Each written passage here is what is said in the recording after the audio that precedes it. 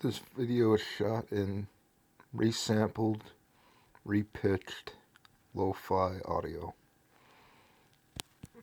Recently, I was getting into making videos in Matroska because the video quality is exactly the same as the original file, which I thought was neat. Um, I think my my M-rated Zootopia parody video used used Matroska. Um, my Frey parody video also used Matroska. But one of the things I was wondering is if from now on, could I use Matroska for everything so that all my videos were lossless? And, well, I found that that can essentially be done, but because YouTube reencodes um, the files you upload to YouTube, it can't be done for everything. For example, if you had a really high quality 240p video, let's say it's uncompressed, and you try to upload that. I mean, you shouldn't upload uncompressed files to YouTube, but let's say you had it in something like AV1, which is a very small file size, but it's based on compressed video or something. I don't really know. All I know is that it butchered the AV1 encode when it was converted from AV1 to MP4. It ruined the file.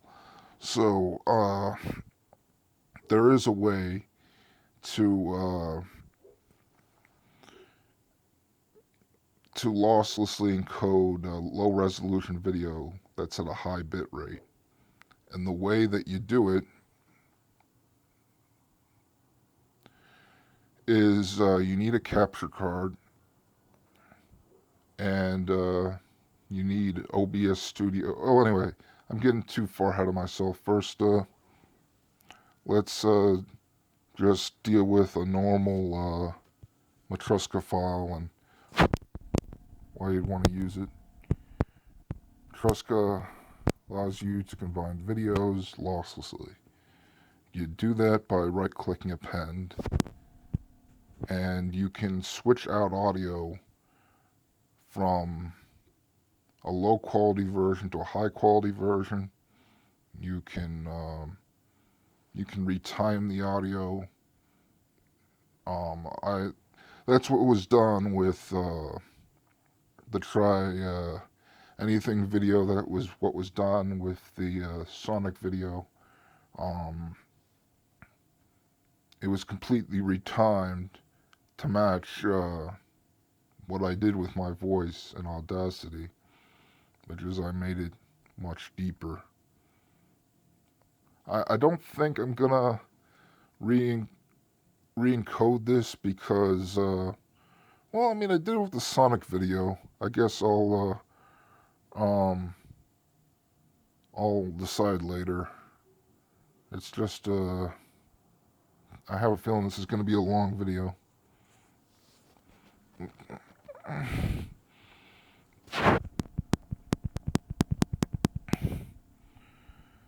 So, you can stretch videos or contract videos to fix audio that got screwed up by an incorrect frame rate or other things, and you can also use it to mix incompatible audio formats, like MP4 with Opus. So now that we got that out of the way, how would you edit with a format that essentially isn't a video editor? Now the video I'm going to recommend in the description shows how to do that, but he does it by using a player called Pop Player and doing it by the exact frame. Now, that's very precise, but it seems like that would be a major pain. So I'm going to recommend a way that you could, at least to me, you could practically do it. Um, when you're using a video editor, at least in Movavi, you see the second, you see a minute, you see a second, you see a millisecond, you see a centisecond, and you see a decisecond. So it would be something like 1 minute, 34 seconds, and 537 milliseconds. So, I mean, that's a fair amount of precision. Um, and I find in Matroska, which is a weakness of the format, you can't quite get much finer than that.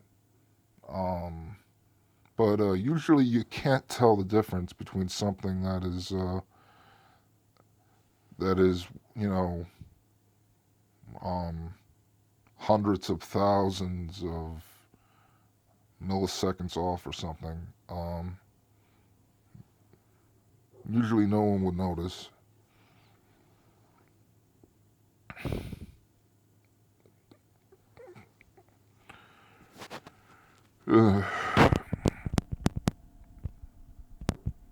So how would you do it? Okay, first you add in a video track. Then first you import the video. Then you add in a new video track. Import the same video again. Then you save that as reference video and the name of your video project. The reason, I mean, you can do it however you want, but the idea is you're going to go back to this project every time you want to edit a clip.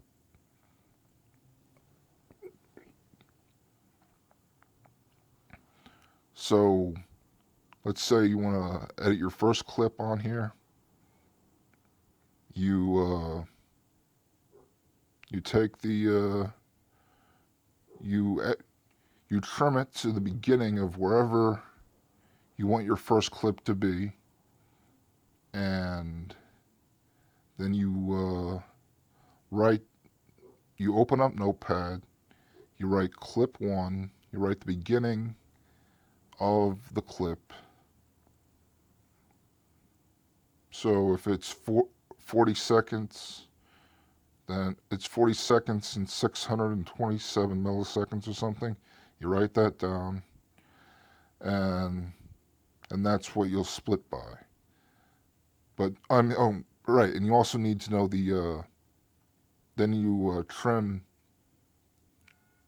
the end of the clip, and wherever the clip ends at, that's what you write down at the end. And so, for example, you would go into Matroska, you say, I want to split the clip from this duration to this duration, and Matroska will do it, and it's no big deal. And you do this for every clip. So you would just, once you make the clip, you save that clip as another project. You save that as clip 1.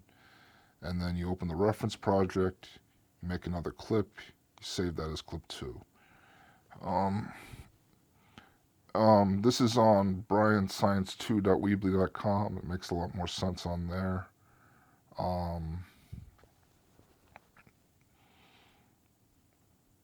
I don't know why I didn't just straight read it. I don't know. I guess because this is using a lot of it's kind of boring, I guess. Sometimes I don't know. Very technical language is better written down than it is spoken.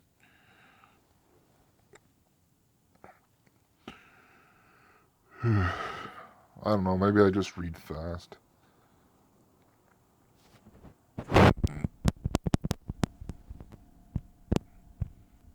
So, I mean, I think that's basically it. Oh, right. Now, what if you wanted to make a video that's less than 720p, or it had a very high bit rate and it's higher than, and the resolution's not 4K, 16 megabits per second, and it's higher than 5,000 megabits per second, and it's sorry, let me start over. It's for YouTube, 1080p files shouldn't be any larger than 5,000 megabits per second. Maybe I'm wrong on the 1080p file, but if it's 4K, it shouldn't be more than 16 megabits per second.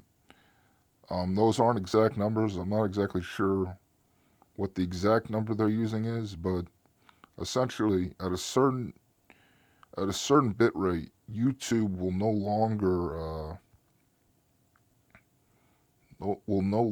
increase the bit rate of your video. So let's say you have this really high quality 1080p video. YouTube will not convert it at that bit rate because it's higher than the highest encode or whatever for YouTube. So if you want to encode at that original bit rate, you have to raise the resolution. And what I did when I encoded at a lower bit rate is I use a filter, and the video ended up looking pretty good. But I didn't use a capture card for that. If you want to see a video that does use a capture card and essentially has lossless quality, that's my Donkey Kong Country 2 video. And anyway, the encoding preset for that is, it's fast. Maybe it's very fast, I forget. Intel Quick Sync and adaptive quantization, and 5,000 kilobits per second. And I guess there are a lot of capture card tutorials, but I forget what the capture card was using, but I think one, it's not upscale. This is not really a capture card tutorial, and I don't remember all the settings that it used. I mean, if you've captured stuff using a capture card before and that worked for you, that's fine. I don't remember the settings, but I think the important settings were highest FPS in OBS Studio. And for the common frame rates for OBS Studio should be the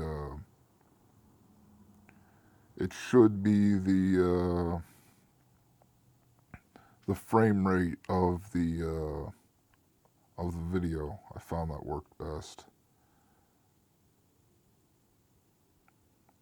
For example, if it's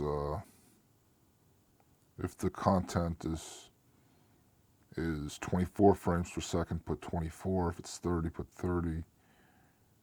If it's 60, put 60. The Donkey Kong Country frame rate was 60, so I didn't really have to worry about it.